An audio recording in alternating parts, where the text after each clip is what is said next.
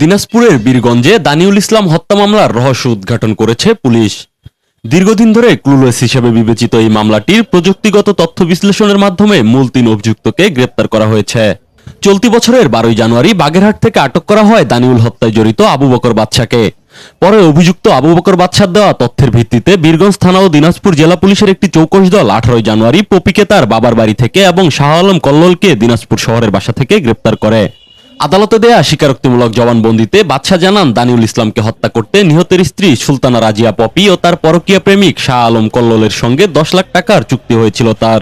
সেক্ষেত্রে পপি এবং কল্লোল তারা পরিকল্পনা করে যে যদি আমরা অন্য কাউকে দিয়ে বালিশ চাপা দিয়ে যদি শ্বাসরোধ করে তাকে মৃত্যুবরণ করাতে পারি বা তাকে যদি মেরে ফেলতে পারি তাহলে আমরা পুলিশের চোখে ধুলো দিতে পারবো। ইভেন আমরা যদি পোস্টমর্টেমও হয় তাহলে হয়তো সেক্ষেত্রে তাদের একটা ভুল ধারণা ছিল।